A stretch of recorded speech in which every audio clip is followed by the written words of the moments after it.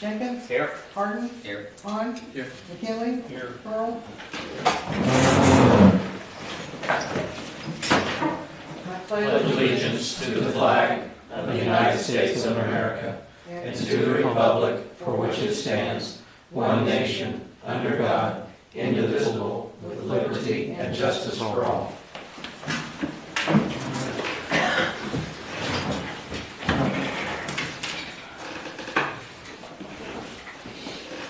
First thing that we have on our agenda is section 1 consent agenda. Make a motion to approve the consent agenda. I'll second it. Call it. Jenkins. Yes. Harden. Yes. Hahn. Yes. McKinley. Yes. Motion carried. With no unfinished business, we move to section 3 new business. Make a motion to approve ordinance 933, annexing certain territory to the city of Farmer City, DeWitt County, Illinois. I'll second. Discussion. In this, I did notify the taxing bodies there again, as I explained there in the city manager's report. There isn't really any change because it's already within their jurisdictions, so there would be no effect on them. And the reasoning for this, to bring it into the city limits: one, we own the property; two, this will enable us to apply for grants for any future projects out there. Any further discussion? Sounds good. Call it. Harden. Yes. Hahn. Yes. McKinley. Yes. Jenkins. Yes. Motion carried. Let's move to section 4 other items, city manager's report. A couple different things. One thing is that there's been a lot of discussion for quite a while about a pedestrian bridge to go to South Park, and I've gone around and I've looked at a couple different ones. I measured the bridge on the county highway. The deck itself measures about 147 feet. I went and measured over at Mahomet. They have an excellent pedestrian bridge over there. Here's some photos along Route 150. It measures 163 feet. I talked to the finance chairperson at the village of Mahomet. She said that when they had that particular one built, it cost the village $300,000. Now, if you would like, and if I have the council's endorsement, then I would proceed to try to get a DNR grant. They will issue grants up to $200,000 towards things such as that pedestrian crossing. What we could possibly do, if the council's in agreement on it, is to build a sidewalk along the west side of the county highway down that low pasture, come down from Olive with a new walk, and then turn, when you get down near the bridge, turn and get away from that bridge in case there's any future construction. You wouldn't want to invest in this and then DeWitt County Highway come through in 4 or 5 years, even though they don't have any plans yet, they say, and want to start building a new bridge across Salt Creek, and our new pedestrian bridge would be in the way. There again, a couple years back, this was right at $300,000. Sidewalk, you might be looking at $35,000, $40,000. So either way you go, it's going to be an expensive project. But you know, if you're going to put up the new playground equipment, which is sitting in storage, and as much as that park is used out there, it would obviously be a step in the right direction. If you go back to cold weather, I tried to get DeWitt County Highway to put up some signs out there on that bridge. For some reason, they don't want to proceed and do that. They say they have other projects that they have to prioritize before they can come up here and put up signs. The city offered to pay for the signs. We offered to install the signs under their guidance, and they still didn't want to go along with that. So those were just warning the motorist signs that kids would be on with bicycles and stuff. So, but that's one thing that there again I'd like to start working on it. If that's an avenue you'd like me to try, there is a deadline at the end of March. So, other than that, another project would be up in front of the Schneider building. If you go up there like during this past snow, and I know we don't get big snows like that very often, but in front of the Schneider school building, the parking up there is atrocious. If you look on the west side, only about 8 vehicles can park in there safely. That's parallel parking. That's a 66-foot street. If we cut that street back approximately 8 foot, then put in a new 3-foot sidewalk to replace the sidewalk that's there, you could literally have 14 to 15 angle parking spots in there. So you would almost double that. That could be done under the MFT program. Now there again, the MFT program is going to start being discussed here soon, and we're not going to meet but once a month here for a month or two, so I'm bringing this up now. If that is something that you think would be worthy of throwing in the MFT program, you could probably do that for somewhere around $35,000. Nobody's saying anything, so I'm not knowing if I'm going to proceed on any of these, but I like both projects. I do too. I think they're both great ideas. Is that what you need a consensus? I just like to get a little feedback Yeah. because when we start sitting down, Mac, and we go over this MFT thing, then we bring it to you for final approval. And during that, unless you say, hey, we'd like to have this ditch cut, or we think this street needs to be oiled, we sit down and we do this MFT program, and it's ready to go for your blessing. It's already got a lot of engineering and costs involved in it. So, if we know now, yeah, we'd kind of like to look at that, or no, don't go that way. And I do have a meeting Wednesday, Thursday with Susan Wilson up there and the school staff. We're going to go out there and look at that angle parking and see what they think. Because there again, we may encroach upon the school by 3 or 4 feet. So we want to know that, they're good with it. So basically, the existing sidewalk will be taken out Yes. and moved farther west? That's correct. Yeah. Right. Yeah. Right. And one of the typical parking spots out there is right at 14 foot long. If you look at parallel parking, you're looking at about 8 feet. So you can see that you're not going to have to move it back a lot to get the angle situated. Then the 3.5 foot sidewalk, whatever it ends up being. But it's going to open that street up. It'll be safer for the kids up there because, you got kids running around. It's a very narrow situation. They're getting not a lot of parking. Well, it'd make it the same as what it's the high school. Yes, The high school's diagonal, so. right, right. And that block in front of the high school appears to be a lot more open because of that angle parking. So So, I'm wondering if we couldn't kind of do the same thing at the high school too, moving that sidewalk a little farther west, because once you get those big trucks in there, mhm. club cabs, extended cabs, and then it'd be the same all the way. Be something to look at. Get some measurements and see. What I did is I measured the area up in front of the Schneider building. Then I came down and I measured some blocks here on Main Street to get some comparisons. Kind of did it the easy way. Counted the parking stalls real quick for that. But keep in mind, people are wanting the angles changed up here, so it would change that up there some too. You might gain a stall or you might lose a stall. I don't know. So What you guys' thoughts on it is, as far as Schneider, I think it's a definite. But then the high school, if you remember the high school sidewalk up there, it's only about that wide. And then by the time you get a bumper hanging over it, you don't have a sidewalk. yeah, there literally isn't any sidewalk in front of the high school. No, when you get carpool up there, there is none. Yeah, I'd like to see cost on that, because that would be a nice to have in my opinion, but in front of Schneider is a must have. Yeah. Dropping my kids off, picking them up, people almost get hit trying to get your door open stuff, so. The high school would be a wish list. It'd be nice. I'd And like I to see would our almost- MFT priority list too. I would almost think that even in front of the Schneider, we should be able to use some Clark Foundation money for the sidewalk as well, and incorporate that with MFT, because I don't know that it doesn't say that you can't use money like it out of the MFT funds and then get money from them, so. Okay, well then I'll meet with Susan and see if the school's even interested in doing it, since we would encroach upon them and kind of go from there.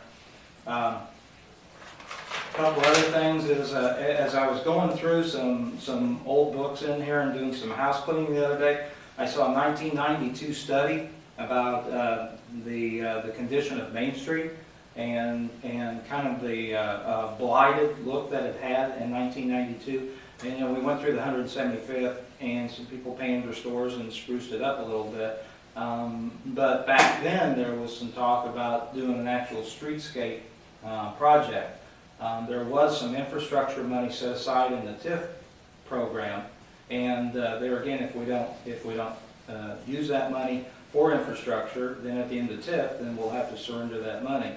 So I didn't know if you want to possibly form some type of a committee with a couple of business people on Main Street, get some feedback about a streetscape program. That could be, you wouldn't have to get overly elaborate, but you could possibly buy some picnic benches, maybe do some curb cuts, plant some more ornamental trees if you want to go that route. It would be a way to spruce up Main Street. Some towns, you know, even though they have chamber, is that? whoever, and they wouldn't have to be a chamber member, but just some business people on Main Street. So, now there again, because that TIF is going to expire at the end of here of 2014, so, you know, if it's something we want to do, and we could get that money designated for that, specifically for that, before it expires. Yeah, anything we can do to continue to improve the look of the town, I'm all for. And then the last thing is the slough. Now we're trying to get permit to get the slough cleaned out, and I received a letter from DNR. We had sent some info from Farnsworth to DNR, hoping that it would be enough information that they would grant us a permit. Well, obviously not.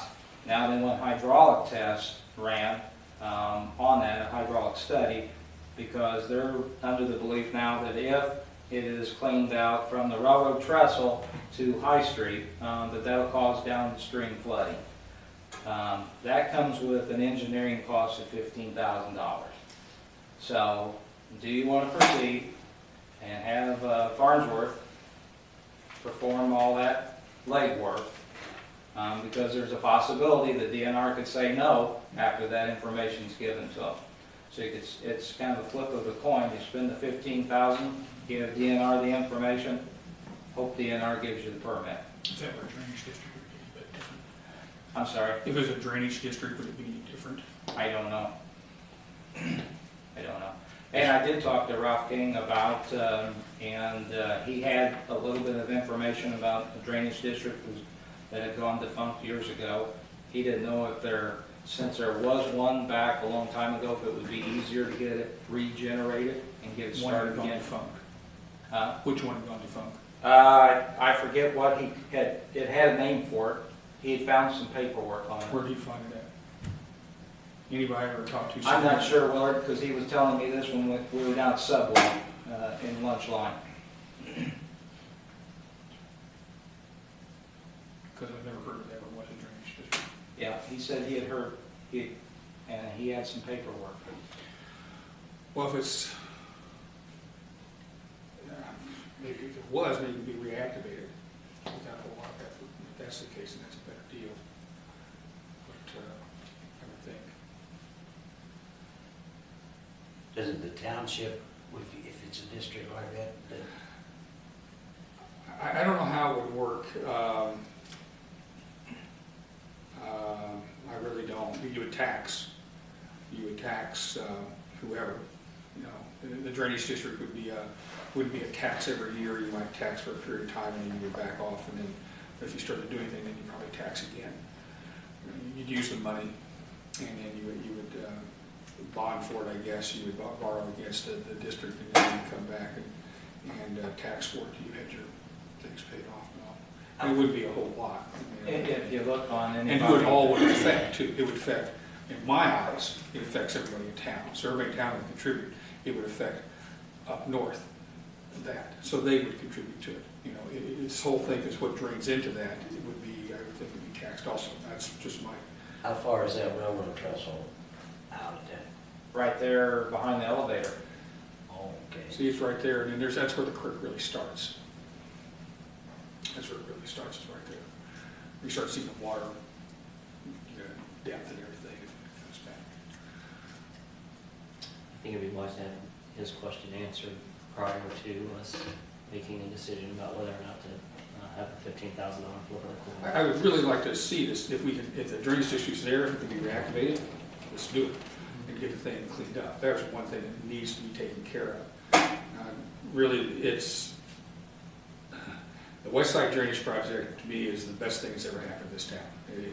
It made such a tremendous difference. That creek's not near as taxed as it used to be. You know, I grew up a block away from that, played in that creek, you know, growing up, and I've seen how the thing can come out and how it can be a mess. And we've had some rains really tested since that drainage district's been put there, that West Side Drainage Project has been put in. It's just not taxed near what it used to be. And that's great for the town. Makes me different. But a lot of things, the creek was used as any natural drainage ditch that goes through an area is, it's tiled into. There's tile, you get these houses along Allen Street, they would have floor drains that probably go down into it. At one time, there was sewage that went into it. That's just the way they did things. And then all along here and everything, and down on John Street, there was a gate down there at one time, and they diverted the water off and took it down John Street versus letting it go through We town. found that gate when the new bridge went in. And so they, if they had heavy rain, they would divert that off and go down John Street. That's a huge tile that's down through, it goes down John Street, it goes to the creek, and that's how they would take the water out. Well, you're looking at, the last that I had talked with Marvin Goebel and Kyle Coughlin. Kyle's kind of the big backer on this, and some of the other farmers. You're looking at not only now this 15,000 for engineering, if that ends up having to go that route, somewhere around 8,000 to 9,000 out of pocket that everybody's going to have to up the ante to cover the cost. The farmers are covering the other 50% roughly. So, you know, and I've kept Susan Wilson involved in this as far as she knows. She knows about this and everything, and that the original thought process and trying to get that permit was turned down. So, but the school hasn't said what they'll chip in. Of course, right now they don't know what the actual cost will be. ADM has said that they will chip in, but they've never stepped up to the plate with some type of a pledge either. So, Can we budget it where we're not counting on their assistance?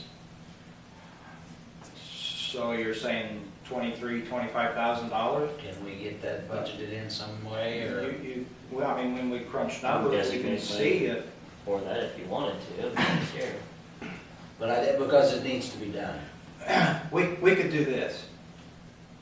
We could do this if that's what you wanted to do. You know, Well, we you could have to also spend look and see. 15,000 first. You How- have to spend 15,000 That's first to correct. see if you can even do it. And that's where you're saying it's a flip of the coin, because they're saying that what's gonna happen is it's gonna be problematic, and we have to spend $15,000 to prove something they're saying that probably will not be able to be done. We have to spend the 15,000 for them to determine if it's gonna cause the dump. And what? And I can see why it will cause downstream flooding because if you look downstream at the condition that the rest of that slough is in, That's it's obviously gonna cause flooding. It's gotten worse over the years. It used to be, didn't have the grass in for one thing. Of course, it got cleaned out one time. Father Monson kind of headed that thing up about 25, 30 years ago, and where, you know, when people let us onto the ground, they could come in there and clean tires out and everything else, and got thrown into the creek. But it's changed a lot over the years. I think if that's what the 15,000, because we're gonna have to go all the way through town to see what's there. I mean, we got an apartment down here on the corner that we don't, and it's sitting real close to water. It never has. It Yeah. never has, Mac. That's not the problem area. And the problem area William Street used to flood. It'd flood for a block. But I've never seen that down there ever flood. Yeah, I haven't 68 either. maybe, but that'd be about the only time. Eddie Gardner's house, we always had to get Eddie Gardner out there. Yeah, that was another problem down there. But William Street and that part of High Street was always probably the worst part of it, as ever flooding goes. If you get all this That's why cleaned Christmas out, house is bad, because down that's the water's the next railroad trestle on down, that's bad back in through there. So, yeah, what you're doing is you're just moving the issue on down. You'll help those people in their houses up there Unfortunately, there's no housing down in through there that it may affect, but I would assume it will dump it off into the country club like it does now anyway. Well, the country club is even better because they've improved.